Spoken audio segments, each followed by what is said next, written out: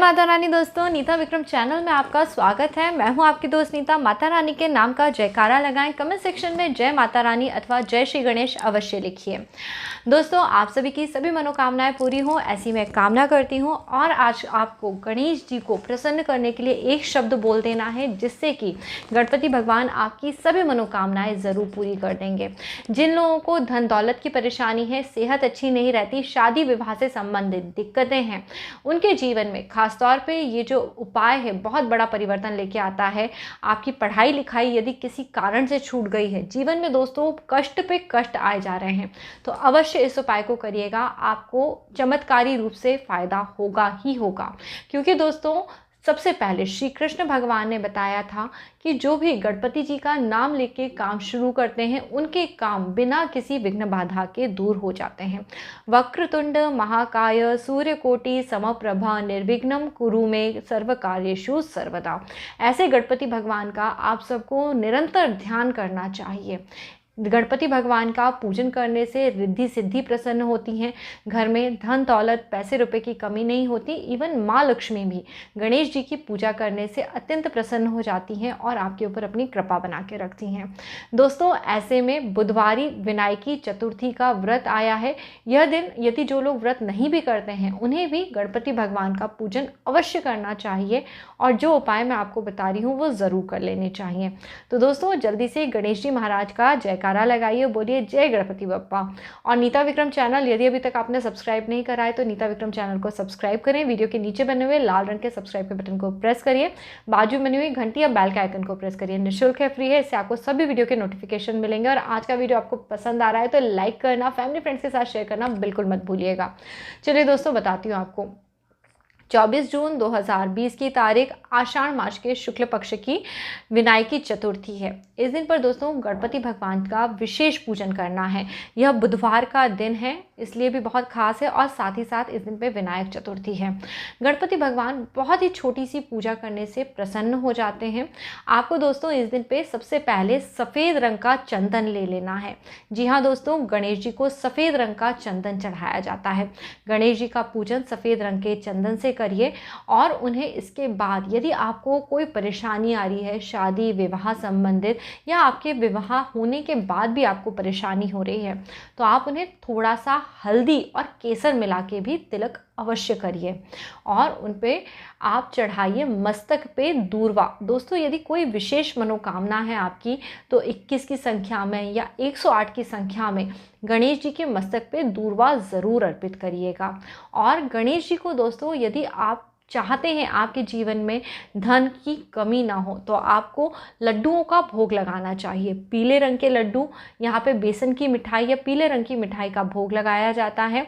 21 लड्डू हो सकते हैं, 108 लड्डू हो सकते हैं, 1008 लड्डू हो सकते हैं। जैसा आपकी पॉकेट अलाउ करे वैसा भोग लगाएं। और इस प्रसाद को आपको बांटना चाहिए दूसरे लोगों में, और थोड़ा बहुत प्रसाद खुद भी ग्रहण करना चाहिए। अब दोस्तों, इसके साथ ही साथ गणेश जी के चरणों में जो आपने सफ़ेद चंदन लगाया था, उसको गणेश जी के चरणों में अर्पित करके अपने मस्तक पे भी धारण करिए। ऐसा करने से आपका बुद्ध अच्छा होता है, बुद्धि कुशाग्र होती है और जीवन में आपको लाभ मिलने लगते हैं। दोस्तों, सबसे महत्वपूर्ण बात, जब आप गणपति जी का पूजन करें उस समय पे आप एक शब्द जो अब मैं आपको बता रही हूँ वो बोलते रहिए, या फिर आप उसकी जगह जो मैं मंत्र आपको बताऊँगी वो भी बोल सकते हैं। पहले आप शब्द सुन लीजिए। गंग, ग पे अंक की बिंदी, गन। इस मंत्र को बोलते रहने से गणपति जी बहुत ही शीघ्र फल देते हैं। और दोस्तों, आपको यह मंत्र रोज़ कम से कम 10 बार आपको ये शब्द बोलना चाहिए। ऐसा करने से यदि आपका बुद्ध कमज़ोर है तो आपका बुद्ध ग्रह भी अच्छा होने लगता है। अब यदि आप मंत्र बोलना चाहते हैं तो ओम गण गणपतये नमः, ओम गण गणपतये नमः।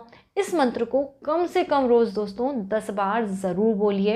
ऐसा करने से गणपति जी शीघ्र प्रसन्न होते हैं और मनवांछित फल को भी दे देते हैं।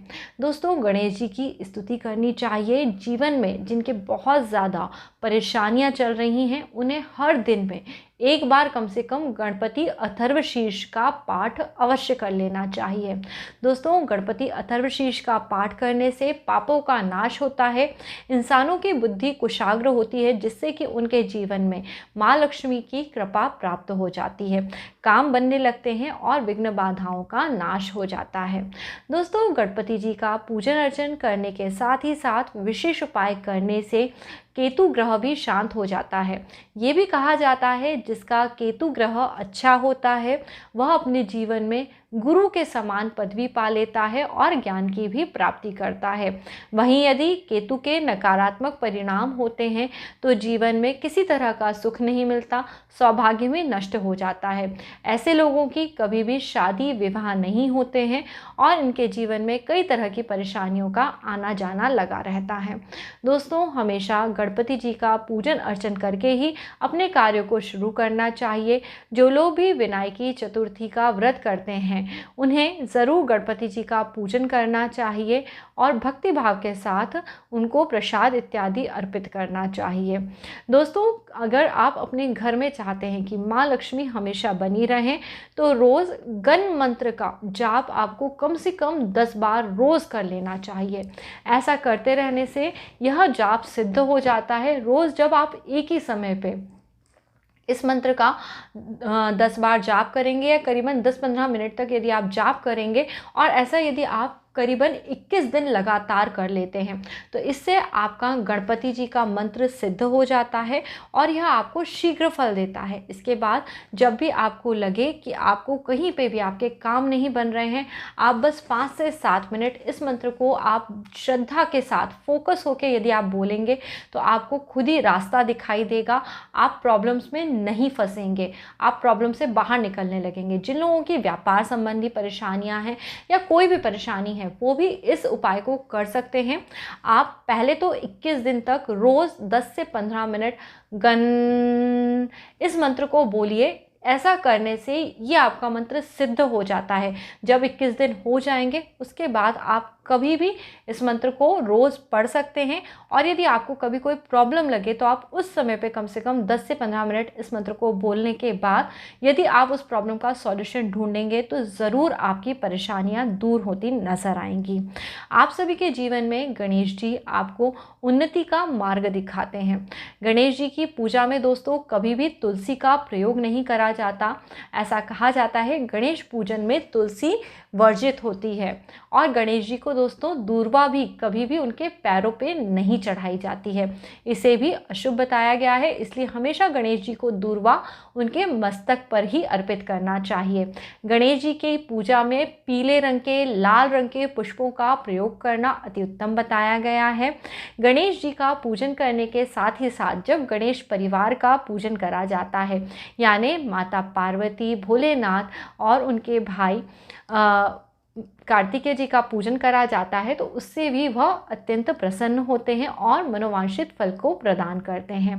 दोस्तों, हमेशा गणपति जी का स्मरण करना चाहिए जब भी आप सुबह सुबह उठें। सुबह उठ के यदि आप सुबह सुबह गणेश जी का ध्यान करते हैं, किसी मंत्र का जाप करते हैं तो इससे आपका जो दिन होता है वह अच्छा निकलता है और उसमें विघ्न बाधाएं नहीं आती। जिन लोगों को भी लगता है उनके घर में धन संपदा की कमी है, उन्हें गणेश जी के चरणों में और मस्तक पर केसर हल्दी का टीका अर्पित करना चाहिए। उसके बाद इसमें हल्दी और केसर में थोड़ा सा जल मिला के इसका सातिया, दोस्तों सातिया गणेश जी का प्रतीकात्मक चिन्ह है, इसे अपने घर के मेन डोर के बाहर की तरफ एकदम घर के चौखट के बीच में ऊपर की तरफ बनाना चाहिए। ऐसा करने से आपके घर में पॉजिटिव एनर्जीज आती हैं, सकारात्मक ऊर्जाएं आती हैं और माँ लक्ष्मी की वृद्धि होती है। घर में किसी भी तरह की नकारात्मकता नहीं आती है। तो दोस्तों, आप सभी पे गणेश भगवान की कृपा इसी तरह बनी रहती है। जो लोग गणेश जी के पास जाते हैं और मंदिर से जाके उनका सिंदूर वाला टीका लेके आते हैं, यदि उन्हें कभी भी कोई प्रॉब्लम हो तो उन्हें यह सिंदूर अपने मस्तक पे अवश्य धारण कर लेना चाहिए। इसे करने से भी सकारात्मक ऊर्जा मिलती है और आपके काम बनने लगते हैं।